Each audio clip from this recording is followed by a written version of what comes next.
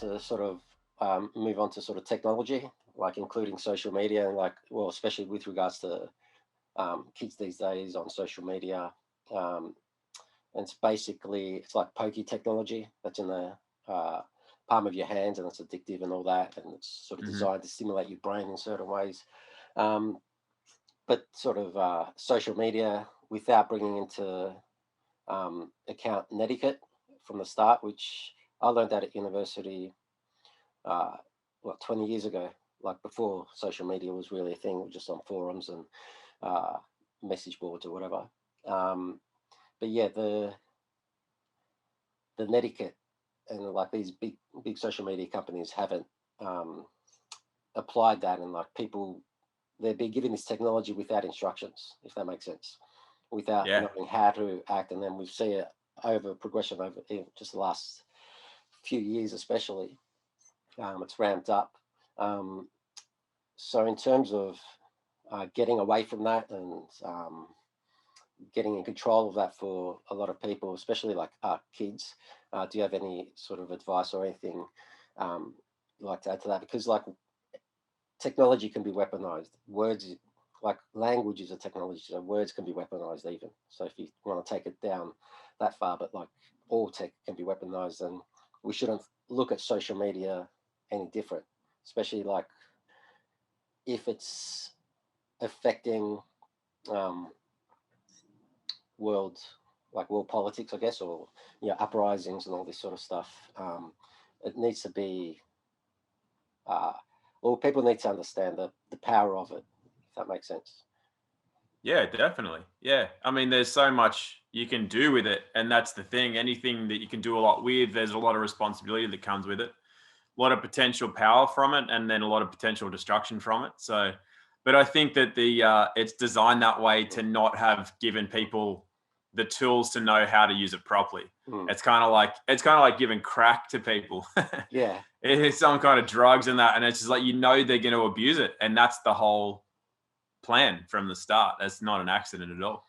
So yeah, but then it comes down to the responsibility, because some people use it very responsibly, and so why? What separates that? It's that element of self responsibility and becoming an adult. Only a kid needs to be told they need to put their iPad down or whatever. An adult should know to use it to look up something they need to look up, like an old, you would look through the yellow pages or something. mm. You'd do it, you'd use it, but you wouldn't sit there flicking through the yellow pages for no reason, looking for random numbers or something. You just wouldn't do that. It's a Yeah, waste of time. You look for exactly what you're looking for, and then you put it down, you put it back in the drawer. And that's what an adult does with the internet and social media. They look for what they're actually looking for, get that part of their job done, and then they move on. It's put away. mm. So that's the only analogy I can really think of to give it the that sense of responsibility that goes with using it. So it's amazing stuff. It really has made life simpler in a lot of ways. It saved me money, for example. Like, I might not Mm. know, because I haven't done it for a long time, or I haven't done it at all, how to fix a certain part of the car or how to do whatever. So something that is really simple. It's Mm. literally, oh, here's the little trick. You just do this with the door, and the door card comes off, or this is how to pop the latch here. But before, you would have had to take it to a mechanic. And sometimes a mechanic could be nice and just go, oh, mate, you just had to flick this and it's done. There you go. Off. But other people are going to take advantage of that. Go, well, we'll take a look at that. That'll be $160 just to look at it. And then we'll charge you another $180. So you're Mm. like 300 and something dollars worse off, when it was a really quick fix, and you could have got that from like YouTube or something. So it's got its place, and I really think it's got a really beautiful place amongst modern society. But it's certainly abused by the majority of people. They just don't. They let it run them. Yeah, well, it's definitely powerful, and just technology, and has no morality to it. So everything can be weaponized. Um, yeah, so it's like Well, the thinking. weapon is also the individual. Mm. It's that programming. It's not just that. The phone can be weaponized, or the towers, or whatever. It's Mm. the individual. That's the thing. We're being programmed all along the way, and that's the responsibility part, is being aware of that and not allowing that to happen. Yeah, otherwise, like a lot of people get into, they will hear something and they get triggered, sort of thing. So yeah, assuming that the tech tech companies or just technology has your best interests at heart, it's pretty foolish, I reckon. That's a big assumption. Well, that's almost how people act around tech these days, because science is good because we have smartphones, therefore everything that says because science, it's like it's not an argument kind of thing. Yeah, it's not even a sentence. Yeah. Yeah, but it's the same. It's that child mentality. That's the mentality of a child, to not be able to question it or to think for yourself. So that's the same question, is as if, like, why would the government want to do anything bad to us? Why would the law not protect us? Like, why would companies make stuff that would harm us ever? People think very innocently like a child, because that's where they're at. Yeah. And so that's that same mindset about tech companies as well, as if they'd make something that's not really tested properly. And social media helps cement our ideas and our ideology as well, and our opinion.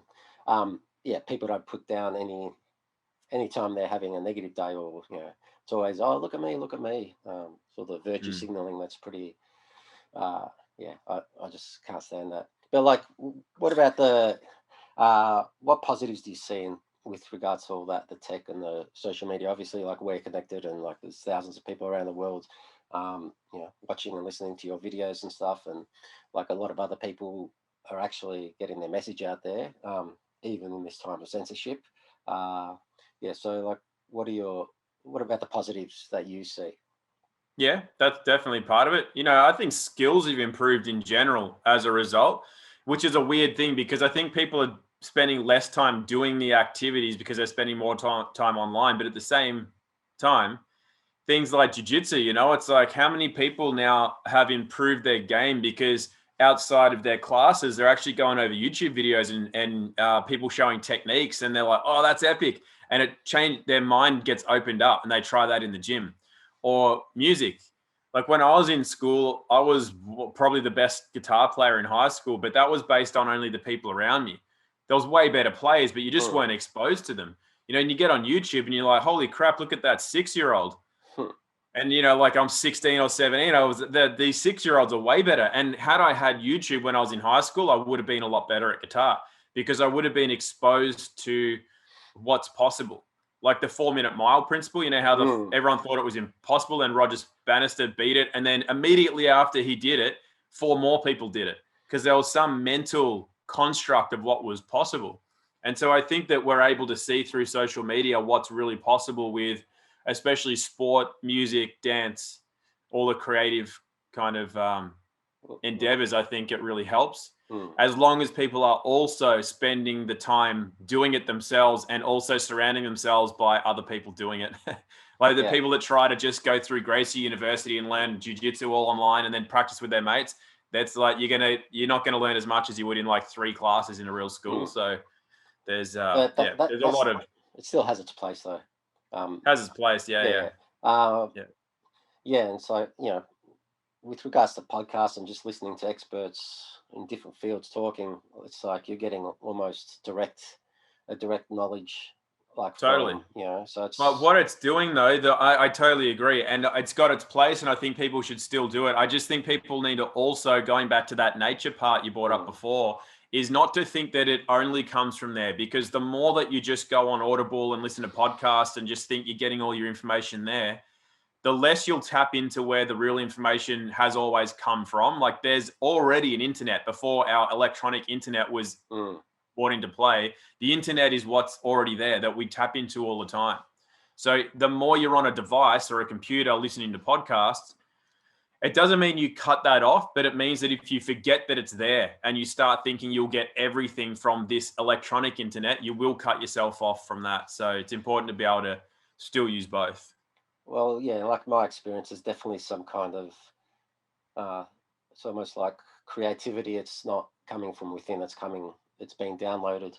And that's the feeling you get when you, a lot of the times I get, it's almost like connection to the ether, or, and what you were saying before about the 4-minute mile, Rupert Sheldrake, that could be like morphic resonance as well. Like, I